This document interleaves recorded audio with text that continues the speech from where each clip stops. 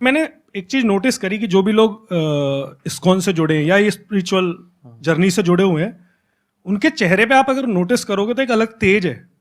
पहले लगता था वो आर्टिफिशियल स्माइल है, लेकिन अब लगता है ये इनर स्माइल है। तो ये कोई ऐसा नहीं है मैन मेड है या कुछ वो दिखाने के लिए करते हैं। तो अब जैसे मैं जॉब में हूँ, तो प्रॉब्लम क्या होती है, जैसे रात को हम लोग अपना काम खत्म किया उसके बाद सो गए, तो सुबह मॉर्निंग होते ही या पूरी रात में यही टेंशन रहती है कि कल अपने को ये काम करना है। तो उस चीज को लेके कहीं ये चीज मेंटेन नहीं हो पाती चेहरे पे, या नॉर्मल लाइफ में भी पूरी टेंशन रहती है हर टाइम पे। तो वो कैसे मैनेज करें या उस चीज को कैसे डील करें, ये एक मेन क्वेश्चन है मेरा। कुछ चीजें हैं जो आपके वश में हैं और कुछ चीजें हैं जो आपके वश में नहीं है। जो चीजें आपके वश में हैं, क्या उसकी टेंशन आपको लेनी चाहिए? नहीं, आपके वश में है ना, तो काहे की टेंशन लेनी? अच्छा, फिर दूसरा सेक्शन है, क्या आपके वश में नहीं है, क्या उसकी टेंशन लेनी चाहिए? नहीं, वो वश में ही नहीं है। तो ये तनाव भला होता क्यों है? यही तो है दो सेक्शंस, एक मेरे वश में है, एक मेरे वश में नहीं है। तो जो मेरे वश में नहीं है, जब मैं उसको खींच खींच करके अपने वश वाले सेक्शन में लाना चाह रहा होता हूं ना, ये एक्सरसाइज स्ट्रेस लेकर के आती है। बस ये एक्सरसाइज छोड़नी है हमको कि जो चीज़ मेरे वश में नहीं है, से for example you love somebody, उसके बाद भी आपको धोखा देता है, ठीक है, उसका वो किसी और से इन्फ्लुएंस हो गया, ये हमारे वश में नहीं है। हमारे वश में क्या था? उस रिश्ते को अच्छे से निभाना, वो हमारे वश में था। तो इसीलिए जब आप ये चीज समझ लेते ना, कभी आपको ऐसा कोई दिक्कत हो, ये पेन कॉपी पेन लेकर बैठ जाओ, लाइन खींचो बीच में, क्या वश में है क्या वश में नहीं है। That's a simple activity and start working on it. आपका स्ट्रेस कम हो जाएगा। अब वो जितने लोग भी तनाव में रहते हैं ना, जितने भी कंट्रोल फ्रीक्स हैं, ये तनाव में रहेंगे।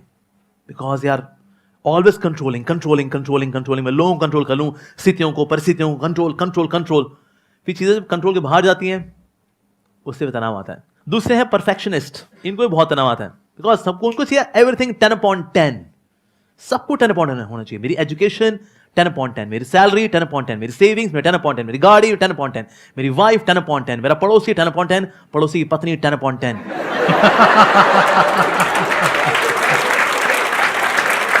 एक मिनट, मैं बीच में रोकूंगा। सब कुछ। सर, ऐसे जोक्स कहां से आते हैं? मतलब हम लोग ऐसी जोक्स मारे समझ आता है, बट आपके अंदर ये जोक्स आते कहां से हैं? ये मैन्युफैक्चरिंग डिफेक्ट है, ऑब्जर्वेशन है ना? आपके पास में जो लोग आते हैं अपने दुख लेकर के, तो वहां पे आप उनको ऑब्जर्व कर लेते हैं। बढ़िया, बताइए। सो ये सेकंड क्लास, इनको तनाव होता ही होता है, परफेक्शनिस्ट। तीसरे है एंजॉयमेंट मैनिएक्स, जिनको हर चीज में मजा चाहिए। जो करेंगे ना यार, मजा करेंगे यार, नौकरी करूंगा ना मजा होगा, मैं शादी करूंगा ना मजा के लिए, मैं सब कुछ मजे के लिए करता हूँ, मजा मजा मजा मजा। जब मजा नहीं होता, अबे यार फूक गई हमारी जिंदगी यार। हर चीज मजे के लिए थोड़ी होती है। There are few things to be done out of duty.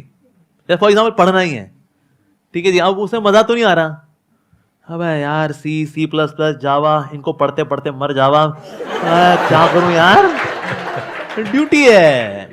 ऐसे so few things out with an outer sense of duty. तो ये तीन तरह के लोग, इनको तनाव रहेगा ही रहेगा। कौन से लोग हैं? Control freaks, perfectionist, enjoyment मैनिएक्स।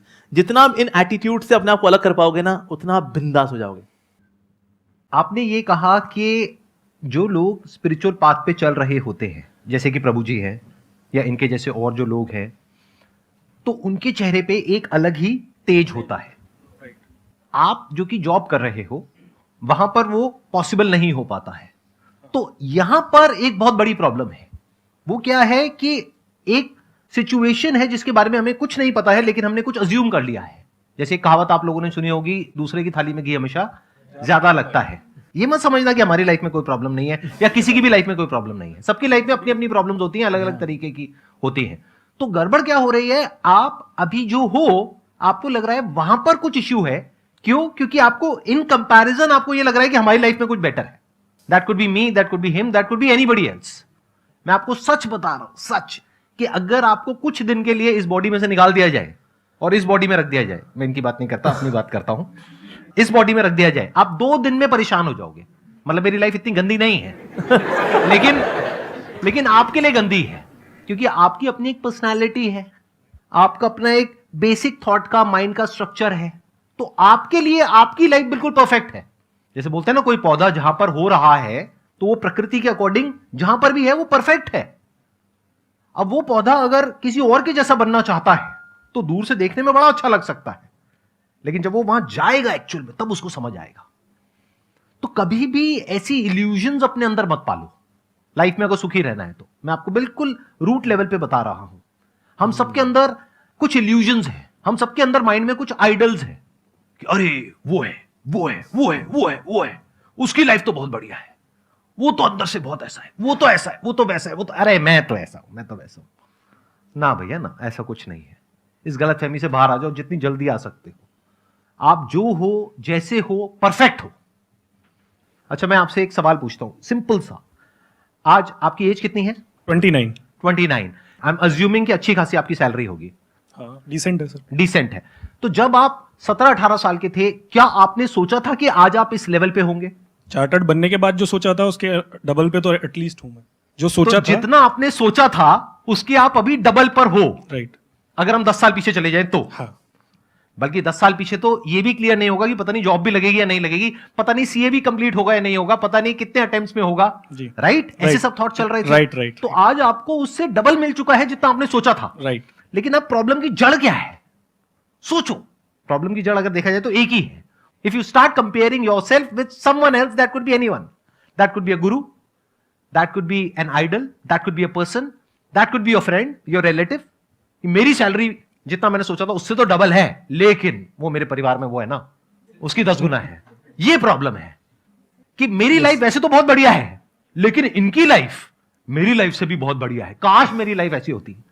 आपको 4 दिन के लिए ऐसी लाइफ मिल जाएगी ना, तब आपको समझ में आएगा कि कितनी तपस्या करनी पड़ती है, सुबह कितने बजे उठना पड़ता है, कितना कुछ करना पड़ता है। इसमें कुछ आप ऐड करना चाहेंगे? एक्चुअली इसमें एक और चीज है जो कि बहुत अच्छी चीज हाईलाइट किया संदीप जी ने की ना, we all have our own individuality, और उस इंडिविजुअलिटी की ना कभी इंसल्ट नहीं करनी चाहिए। God has made each and every soul unique. When we compare ourselves कि हम भी वैसे बन जाएं, आप इंस्पिरेशन ले सकते हैं किससे। मान लो को संदीप से इंस्पिरेशन लेता है अगर, कि कितना अच्छा समझाते हैं, इंस्पिरेशन ले ले। इंस्पिरेशन लेने के लिए कोई मनाही नहीं है, लेकिन हम जब वैसा ही बनना चाहते हैं, अपनी इंडिविजुअलिटी को इनहाइलाइट करना चाहते हैं, that will lead to stress. Thank you Prabhu ji यहां पर आने के लिए। मुझे बहुत अच्छा लगा आपसे मिलकर। मुझे बहुत अच्छा लगा आपसे मिलकर के। Big round of applause for him. Thank you.